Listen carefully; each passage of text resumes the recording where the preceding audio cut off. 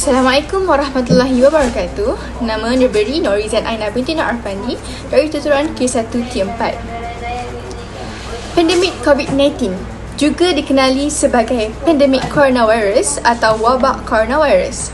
Pandemik penyakit coronavirus 2019 yang sedang berlaku secara global berpunca daripada coronavirus sindrom pernafasan akut teruk 2 iaitu SARS-CoV-2 Severe Acute Respiratory Syndrome Coronavirus 2. Wabak ini pada mulanya dikesan pada pertengahan bulan Disember 2019 di Bandaraya Wuhan, Hubei, China dan telah diiktiraf sebagai pandemik oleh Pertubuhan Kesihatan Sedunia WHO pada 11 Mac 2020.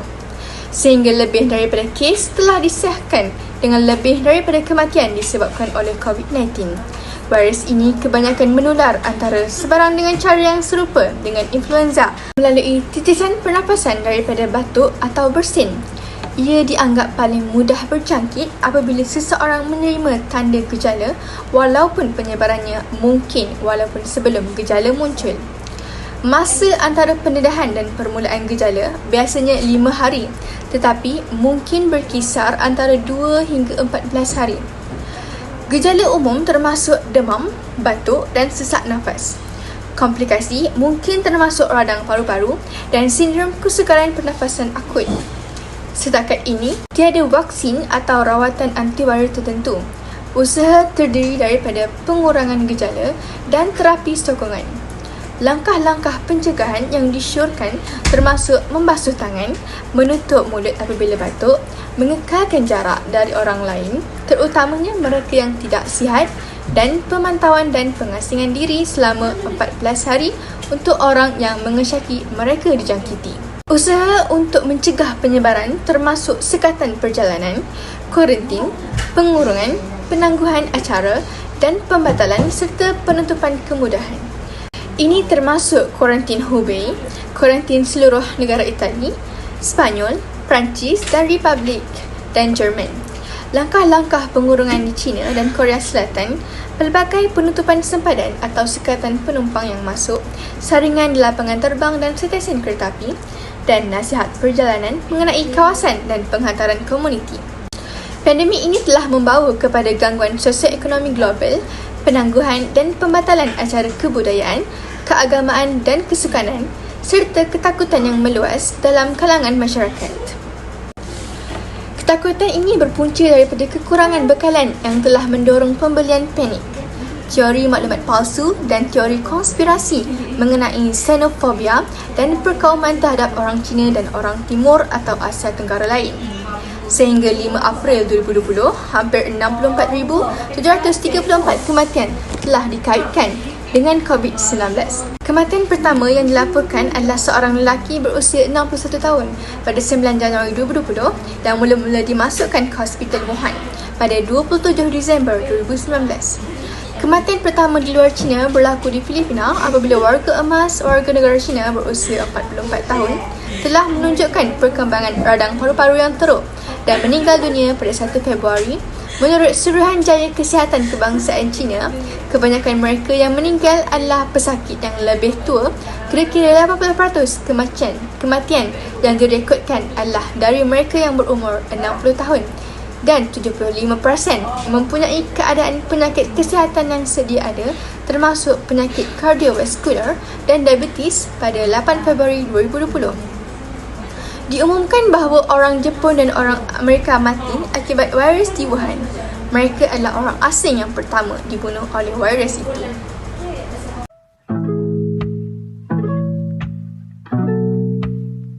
Sejumlah 638 kes bunuh diri dilaporkan oleh Polis Diraja Malaysia PDRM untuk tempoh 7 bulan pertama pada tahun 2021. Menteri Kesihatan Khairi Jamaluddin berkata, kes bunuh diri ini berpunca dari pelbagai faktor seperti psikososial dan persekitaran, isu keuangan seperti kehilangan sumber pendapatan atau pekerjaan, penyakit mental seperti kemurungan atau penyakit mental yang lain, kurang sokongan sosial dan penyalahgunaan substans.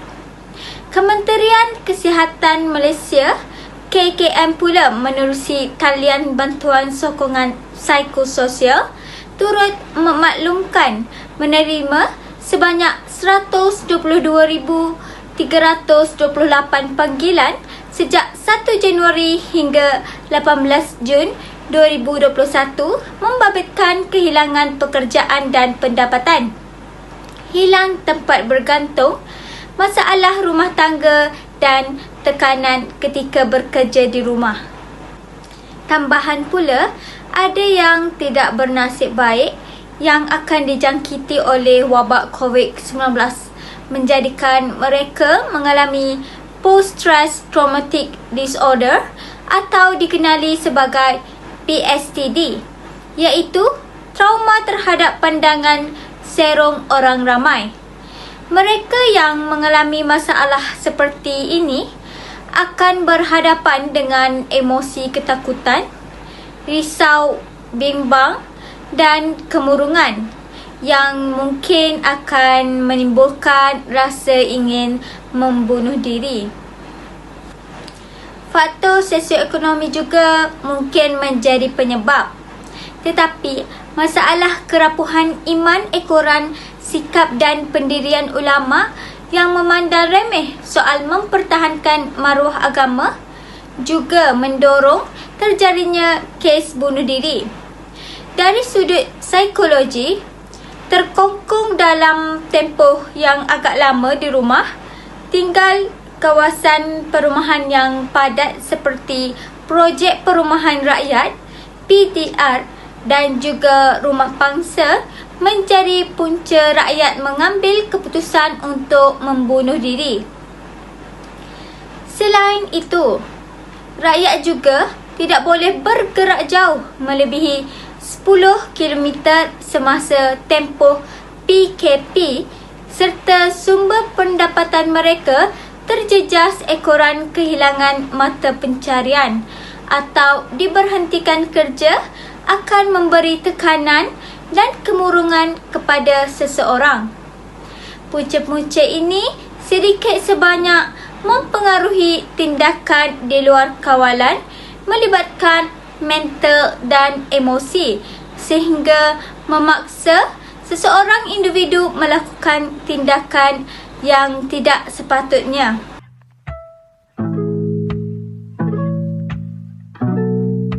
Assalamualaikum warahmatullahi wabarakatuh dan salam sejahtera. Nama saya ialah Nur Ain Akilah binti Sabri daripada kelas K1T4. Pada hari ini, saya ingin mendedahkan sedikit pengetahuan saya mengenai kesan bunuh diri. Sebagaimana telah kita lihat, statistik kenaikan kes bunuh diri di negara ini semakin meningkat daripada tahun 2019 sehingga 2020 akibat pandemik COVID-19. Ini dapat dilihat daripada carta statistik yang diwawarkan di dalam berita baru-baru ini yang menunjukkan perbandingan kes bunuh diri daripada tahun 2020 sehingga 2021 yang menunjukkan peningkatan kes sebanyak 20%. Menurut pecahan umur, kebanyakan kes-kes yang dilaporkan adalah di dalam kalangan yang berumur 31 sehingga 45 tahun, di mana pada usia sebegini dan juga yang berada di fasa pandemik, mereka sedang berusaha untuk mengejar harta dan kekayaan bagi menyenangkan kehidupan mereka. Namun, mereka juga lupa bahawa perbuatan bunuh diri ini amatlah dilarang dan juga akan dilaknat oleh Allah SWT. Jadi, kita dapat simpulkan di sini bahawa kes bunuh diri berlaku apabila seseorang itu mengalami tekanan perasaan dan juga kurang didikan agama di dalam diri. Akibatnya, kehidupan mereka akan menjadi huru-hara serta hancur sehingga menjadikan mereka memilih jalan yang salah untuk membunuh diri sebagai jalan penyelesaiannya untuk menghentikan apa yang mereka sedang alami. Kesannya, kes bunuh diri ini akan sentiasa meningkat dari tahun ke tahun akibat sikap manusia yang lengka dan ingin jalan mudah untuk menghentikan kesulitan yang mereka alami dengan membunuh diri. Jadi, kita seharusnya tidak terlalu tertekan untuk mengejar kekayaan serta tidak mengambil langkah yang salah dalam kehidupan. Selain itu, mengikut carta statistik itu juga, kita dapat lihat bahawa kes bunuh diri yang mengikut pecahan jantina di mana golongan lelaki lebih cenderung untuk peningkatan kes bunuh diri daripada golongan wanita.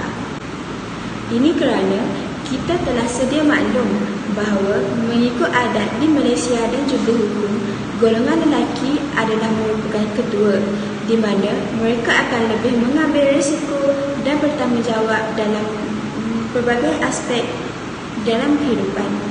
Belum termasuk kepada golongan-golongan yang sudah berkahwin di mana mereka lebih banyak memikirkan cara dan juga jalan untuk menanggung isteri dan juga anak-anak mereka nanti untuk meneruskan kehidupan mereka menerusi arus globalisasi dunia yang semakin meningkat.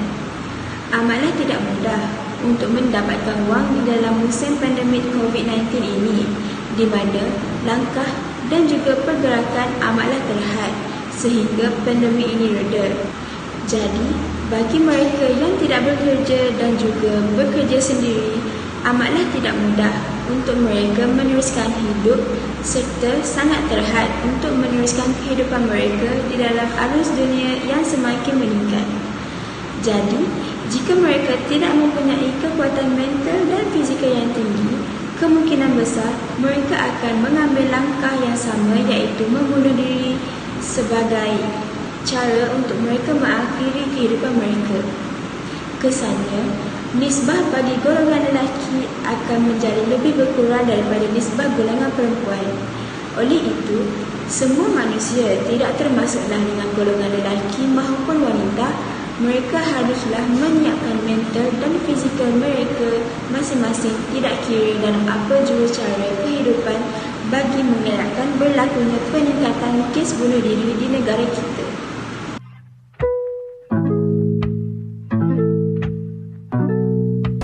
Assalamualaikum dan salam sejahtera. Saya Siti Nurhafizatul Nisa binti Abdul Aziz akan mengolah tentang langkah yang boleh diambil untuk mencegah kes bunuh diri. Apa yang anda boleh lakukan jika seseorang yang anda kenali berniat membunuh diri atau menunjukkan kecenderungan bunuh diri? Berikut 5 langkah yang boleh diambil. Pertama, tanya untuk pengesahan. Tanya mereka secara terus, anda rasa hendak bunuh diri? Ini perlu agar kita lebih jelas dengan niat mereka. Kemudian, dapatkan bantuan untuk mereka. Ini menunjukkan anda ambil berat tentang mereka. Mereka mungkin menafikan niat bunuh diri, tetapi anda boleh terus memerhatikan tanda-tanda lain. Kedua, pastikan mereka selamat. Satu cara mencegah bunuh diri adalah dengan menghadkan akses mereka kepada objek atau tempat berbahaya. Jangan biar mereka simpan objek tajam atau bahan beracun. Jangan biarkan mereka ke tempat tinggi atau berdekatan air berseorangan. Hanya jika mereka merancang untuk bunuh diri, lalu terus singkirkan alat atau kaedah bunuh diri berkenaan. Ketiga, berada di sisi dan dengar. Sentiasa ada di sisi mereka dan tunjukkan yang anda sedia membantu. Dengar kata-kata mereka dengan teliti untuk memahami perasaan mereka. Berbicara tentang perasaan mereka dan memperakui keinginan bunuh diri mereka boleh mengawal kecenderungan bunuh diri. Keempat, dapatkan bantuan. Kebanyakan kes bunuh diri disebabkan kemurungan klinikal. Rujuk kes begini kepada kesihatan mental profesional. Kenalkan mereka dengan NGO seperti Befrienders, penasihat spiritual atau individu lain yang boleh dipercayai yang boleh membantu mereka. Simpan nombor penting dalam telefon anda dan mereka agar mudah dihubungi apabila perlu. Dan yang kelima ialah sentiasa berhubung. Selepas sesuatu krisis atau rawatan, teruskan berhubung rapat dengan mereka. Perhatikan kelakuan berulang yang menandakan keinginan bunuh diri. Hubungan rapat dengan mereka yang berisiko bunuh diri boleh mencegah cubaan bunuh diri di masa depan. Tahukah anda, banyak juga inisiatif yang telah diambil oleh pihak kerajaan, antaranya iaitu pengukuhan talian bantuan sokongan psikososial yang diwujudkan oleh Kementerian Kesihatan Malaysia KKM dengan kerjasama NGO bagi meningkatkan akses terhadap liputan perkhidmatan kesihatan mental dan sokongan psikososial bagi membantu individu yang memerlukan sokongan semasa pandemik COVID-19 dan pertambahan pegawai psikologi kaunseling di peringkat daerah dan klinik kesihatan bagi mengukuhkan perkhidmatan kesihatan mental, pencegahan keganasan dan kecederaan serta penyalahgunaan substans. Kempen kesihatan mental juga turut diadakan oleh pihak kerajaan secara besar-besaran iaitu kempen Let's Talk Minda Sihat yang disasarkan untuk masyarakat secara menyeluruh merentasi agensi dan secara bersepadu termasuk melibatkan media massa, media sosial dan pihak berkepentingan.